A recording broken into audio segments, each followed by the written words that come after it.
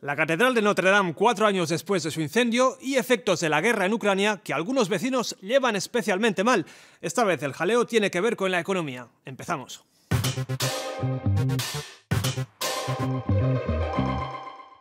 Debía ser un balón de oxígeno para Ucrania, pero está asfixiando a otros. Por pasos, Ucrania es uno de los grandes productores de grano del mundo. La exportación de su cereal es importantísima, pero la guerra complica su salida por el Mar Negro. Así que Bruselas echa una mano a Kiev. ¿Cómo? Dejando que el grano ucraniano entre en la Unión Europea sin pagar aranceles. Y eso, claro, no hace ninguna gracia a muchos agricultores, tampoco a algunos gobiernos.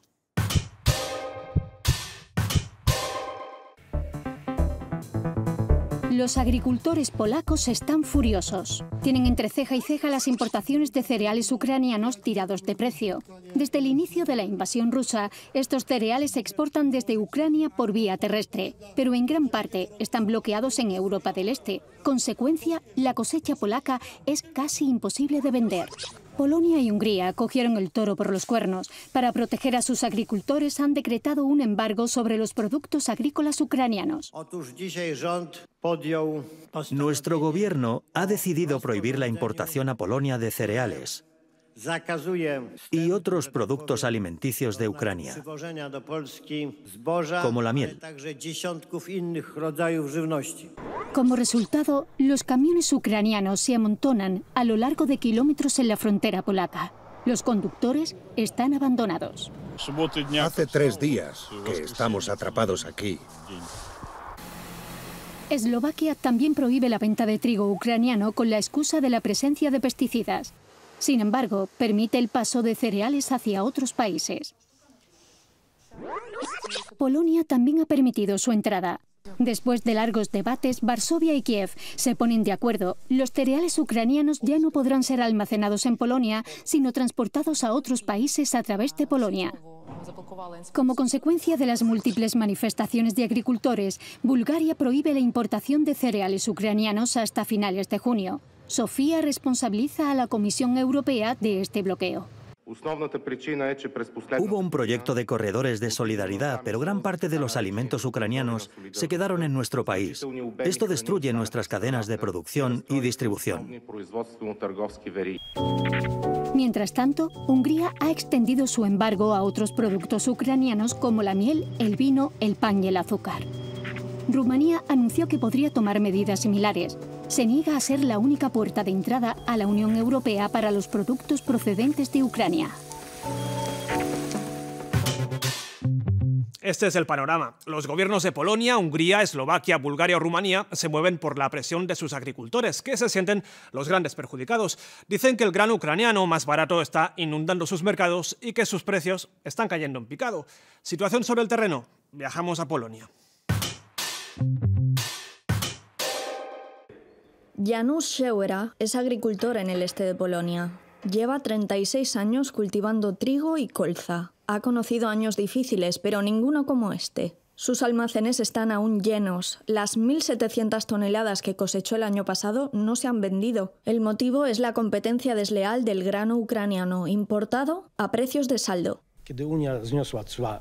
Cuando la Unión Europea quitó los aranceles a las exportaciones ucranianas y se supo que el grano ucraniano pasaría por Polonia, el gobierno insistió una y otra vez que ni un solo grano de trigo ucraniano se quedaría en el país, que iría al extranjero y que los agricultores no teníamos de qué preocuparnos.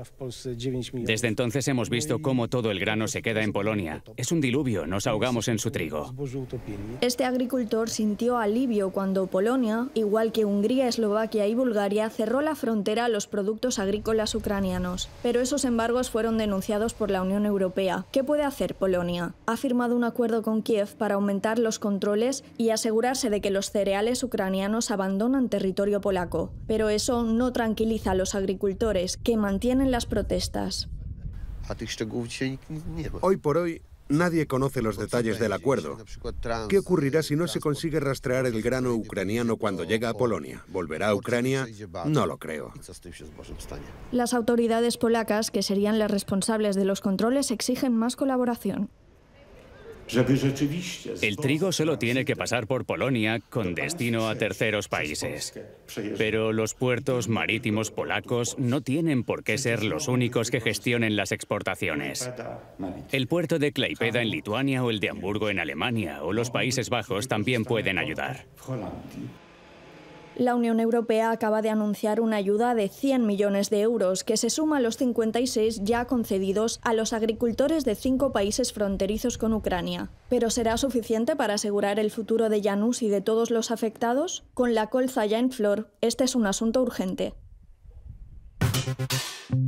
Pues vamos a indagar un poco más en esta dirección, en las cartas que está jugando la Comisión Europea para apagar este fuego y evitar que la crisis se vaya de las manos.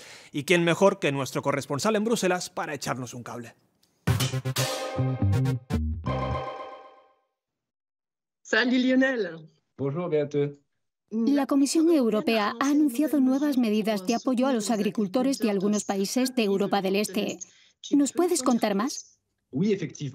Efectivamente, la Comisión ha decidido distribuir 100 millones de euros en ayudas a 5 países de Europa del Este: Rumanía, Bulgaria, Eslovaquia y sobre todo a Polonia y Hungría.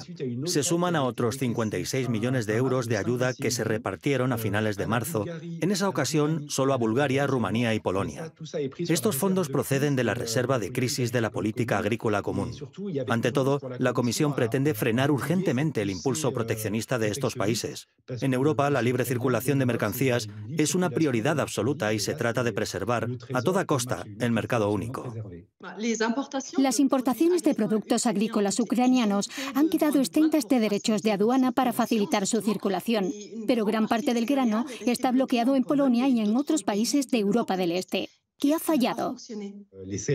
Los cereales procedentes de Ucrania han invadido estos países. Tuvieron que almacenarlos por falta de infraestructuras adaptadas. Los puertos polacos, por ejemplo, no son capaces de exportar esas cantidades. Así que han almacenado y almacenado. Y al sacarlos del almacén, eso ha provocado un desplome de los precios para los productores locales. Y el otro fracaso es que estos cereales, en principio, estaban destinados a África y a los países más pobres y se han quedado en Polonia y en otros países vecinos.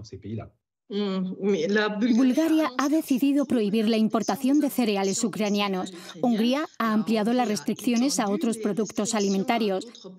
¿Vamos a asistir a una nueva batalla con Bruselas?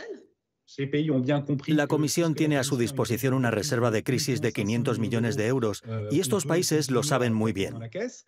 ¿Podrán seguir con este chantaje? No es seguro. Pero al mismo tiempo, la Comisión agacha la cabeza porque es necesario mantener la unidad de todos los europeos frente a Rusia. Es difícil, pero debemos esforzarnos para preservar la unidad. Y de momento se mantiene. Se mantendrá durante mucho más tiempo. Todo empezó con una violación de la legislación europea, cuando estos países tomaron medidas unilaterales. Y esto es un problema, así que de momento la Comisión está poniendo tiritas con dinero. ¿Hasta cuándo? No se sabe, pero lo cierto es que la batalla ya ha empezado. Merci beaucoup, Lionel. Merci, Beate. Hay otro efecto de la guerra en Ucrania que estamos sintiendo todos, la inflación. En España la hemos controlado mucho mejor que los demás países, rondó el 3% en marzo, pero no nos salvamos de la subida vertiginosa de los alimentos. Son un 16% más caros que hace un año. En eso no estamos solos, aunque otros están bastante peor. Los europeos están sufriendo de pleno la fiebre de los precios. El encarecimiento del coste de la vida es consecuencia directa de la guerra en Ucrania. Afecta a 445 millones de europeos, aunque no a todos por igual. Hungría es quien sale peor parada, con una subida de precios del 26,2% en enero de 2023. Los precios se han disparado. No es que se hayan duplicado, se han triplicado e incluso cuadriplicado. Sobre todo los productos de consumo diario y la leche. Justo detrás de Hungría está Estonia, con una inflación del 25,4%. Letonia también ha sufrido el golpe de la inflación, que ha alcanzado el 21,4%, y la República Checa tampoco se libra, con una inflación del 19% el pasado mes de enero. La crisis energética pesa en estos países del antiguo bloque comunista. También llega a los 2 dígitos en los Países Bajos, quinta economía de la Unión Europea. La causa está en su dependencia del gas ruso. Los precios del crudo se han disparado un 350% en 2 años. No se trata de una crisis nacional, sino de un problema europeo. Cuanto antes nos libremos de nuestra dependencia de Rusia, mejor. Todos los europeos debemos tomar medidas estrictas para reducir nuestro consumo de gas y procurar estar bien preparados para afrontar el próximo invierno. Las consecuencias directas de esta dependencia es que los países más ricos son los más afectados, pero a quien más perjudica es a la clase media. La crisis ha acentuado las desigualdades. Actualmente, 72 millones de europeos viven por debajo del umbral de la pobreza. Cuando hablamos de crisis, de pobreza, Europa tiende a mirar hacia el sur o hacia el este. Pero hoy no, hoy vamos a mirar hacia el norte. La inflación golpea duro a Suecia, uno de los países más ricos, con más renta per cápita de la Unión Europea. Allí el número de personas al borde del abismo se ha multiplicado. Basta con acercarse a una ONG para comprobarlo.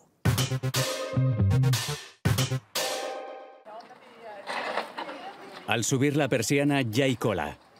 Hace más de 20 años que esta tienda de Cruz Roja en Estocolmo es muy popular para compras de segunda mano.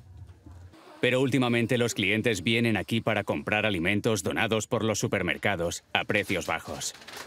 Llevo años viniendo aquí, pero últimamente vengo porque tienen legumbres, pan y cosas así. Esta jubilada dispone de unos 1.300 euros al mes. Una pensión justa en estos tiempos de inflación. La compra ha subido de media un 22% en el último año. Así que antes de pagar, hay que elegir. No debería comprar dulces. Una vez al año.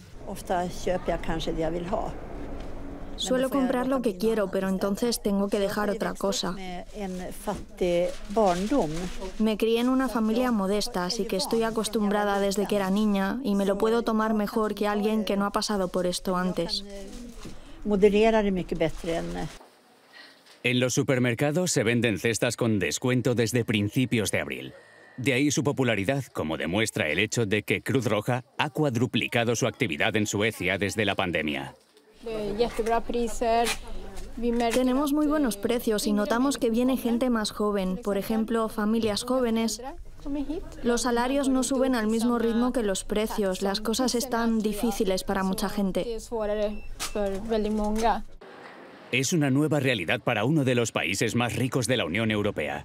Pero Suecia cuenta con la fuerza de sus sindicatos. En plena negociación con la patronal acaban de obtener una subida salarial del 7,4% en 2 años. Para los trabajos más precarios son 120 euros más al mes.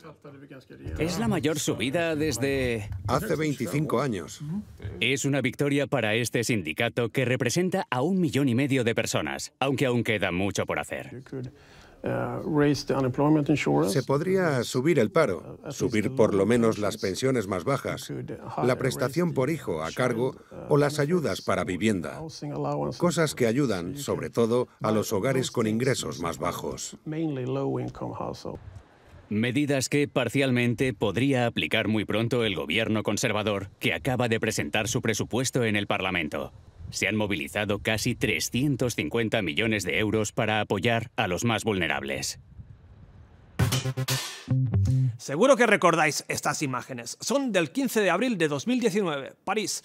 Un incendio retransmitido en directo. Desde todo el mundo pudimos ver cómo las llamas devoraban la Catedral de Notre Dame, minuto a minuto. 4 años después, hemos vuelto a ese lugar, una catedral renaciendo de sus cenizas. El trabajo de restauración, colosal. Veréis. El cielo de París es el escenario de un ballet muy singular. Una imponente grúa eleva una de las vigas que devolverá a la catedral su pieza principal, la torre que corona la intersección de las naves, el transepto. Es un paso crucial de las obras de restauración y el símbolo de su renacimiento, una tarea colosal. Hubo carpinteros que se encargaron de marcar y cortar todas las piezas como se hacía antes. Buscaron y encontraron madera de la época de la construcción. Hicimos un primer montaje en el suelo y tardamos 3 semanas en comprobar que todo era correcto. La aguja del siglo XIX se erguirá de nuevo en el cielo a finales de octubre, como muy tarde. Esta aguja de Viollet-le-Duc que estamos reconstruyendo y que se remata a 100 metros de altura es todo un desafío técnico. La logística y la planificación del proyecto son un reto de primera magnitud, ya que estamos en el centro de París, donde no sobra el espacio. Las grúas y plataformas de almacenamiento, los suministros, la madera y las piedras tienen que llegar hasta el corazón de la ciudad. Los escultores, cuyo taller está instalado a los pies de la catedral, reciben las piedras. Las gárgolas y las quimeras de un edificio religioso tienen como misión protegerlo. Muchas de ellas fueron pasto de las llamas y aquí las restauran. La tragedia también ha brindado oportunidades. Hemos podido limpiar y restaurar muchas piezas del interior, hasta el punto de redescubrir el tono claro de las piedras. Una decoración pintada y una policromía que no sabíamos que existían. El interior de Notre Dame sigue habitado por un monstruo metálico. El gigantesco andamio ocupa toda la nave, símbolo de una catedral herida. Hemos podido ver el interior de la catedral como si estuviera en la mesa de operaciones y fuéramos su cirujano.